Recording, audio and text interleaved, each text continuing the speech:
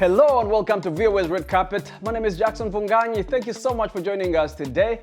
On this episode of Red Carpet, we take a look inside Ghana's Tote Festival. A Sudanese band spreads musical messages of hope after fleeing the war. And we speak to the filmmakers behind the documentary Free Money.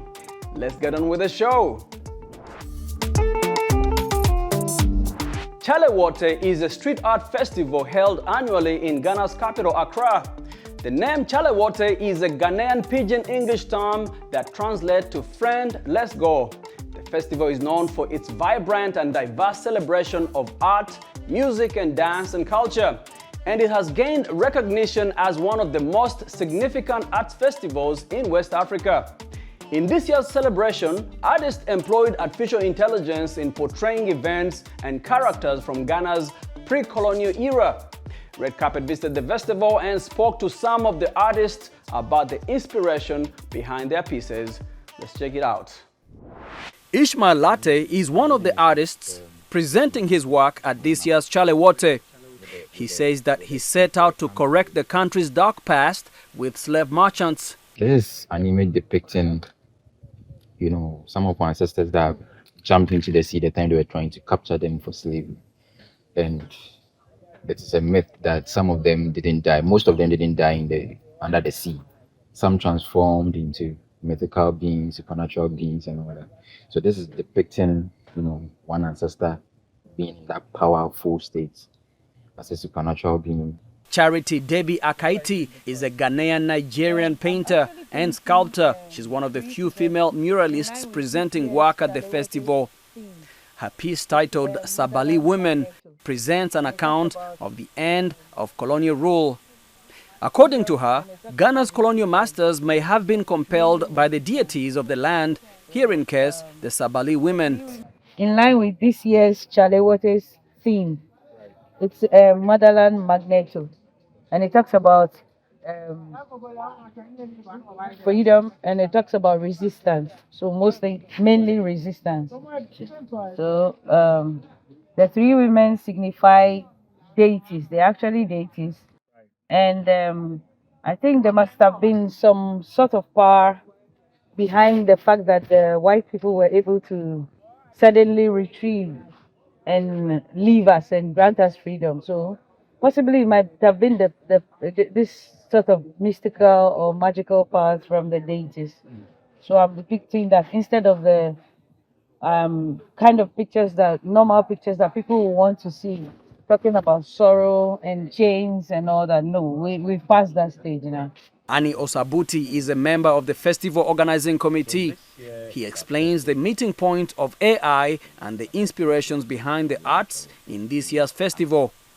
It is us wanting them to think in that way. It's like that AI is being used to generate virtually everything, but in terms of our arts and craft and the pieces that they will produce is by hand, but make it believable that whoever sees it knows that this is a reality. Yeah. So in terms of they using AI, not necessarily applying AI, but using their own intelligence. And now let's get into some fashion news. The Wizards, Washington DC's professional basketball team, showcased their fashion sense for charity on October the 4th. The event presented the Wizards team wearing the latest designs from local brands.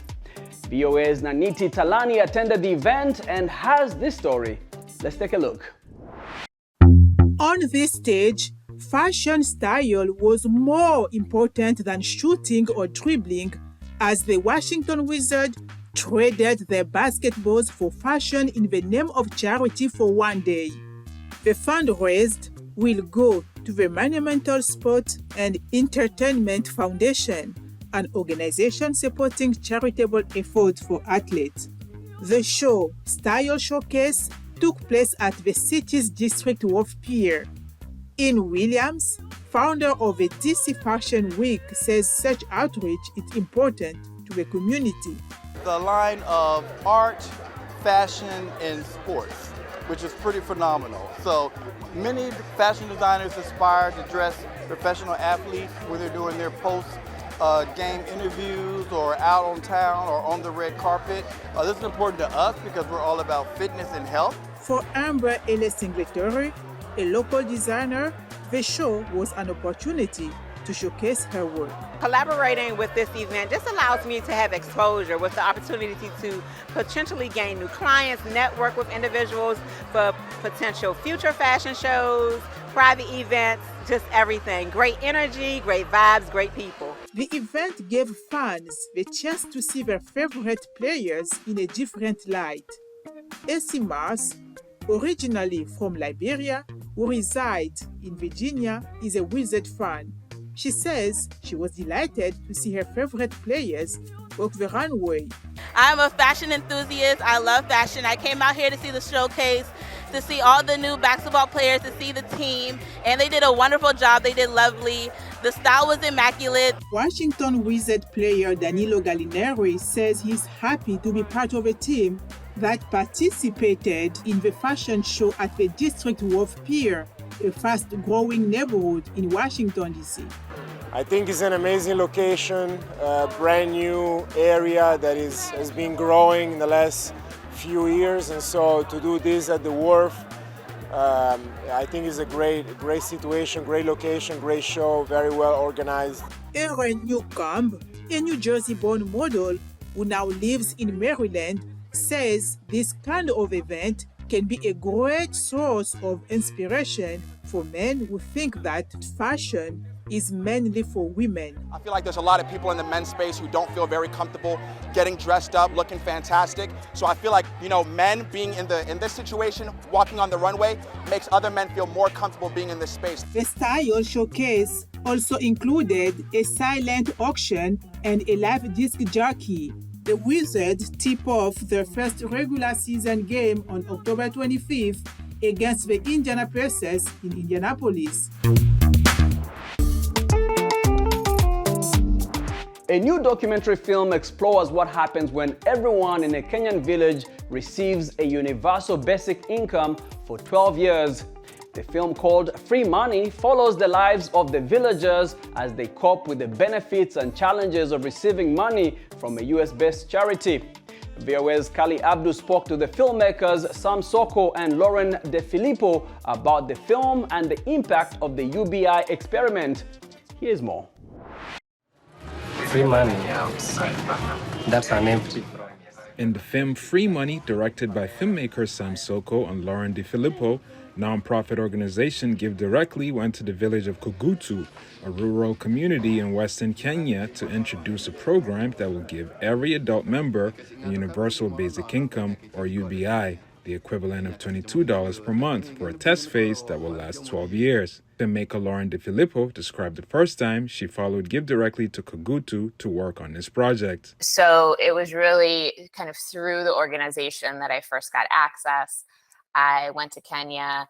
I was there when, they arrived in this village called Kugutu that we end up featuring in our film. And they introduced the whole idea. And I started filming with people in the village and really wanted to do in-depth profiles that felt very immersed in their lives. Filmed over a 5-year period, the film follows the villagers and studies the consequences of UBI, both intended and unintended. Probably, I'd say the most powerful way I've seen it's impacted them is, and I'm saying this because we took the film to the village, invited them, we had the whole village come out to watch the film. And it was crazy to just watch them excited to see themselves on screen and even forgetting, that, oh my God, that's 5 years ago, and even them just embracing, because there are people we filmed who have passed away, and when they're watching them and they're like, oh my God, this is symbolic for us in our village that you got this person, and they've, that moment in time is captured and our story is captured and shared with the world. The UBI experiment, one of the largest ever conducted, was funded by partners such as Google and NBA Cares.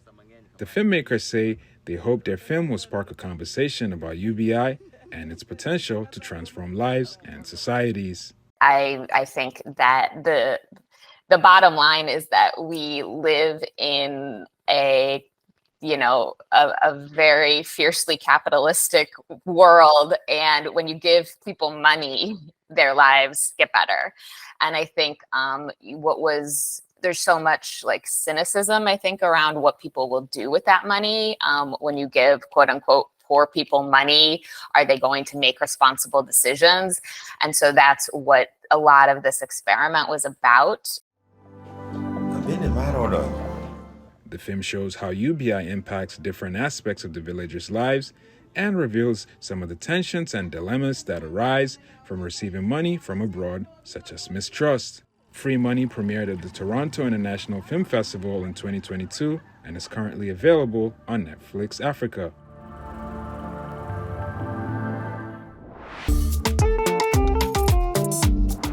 And let's get some more music news.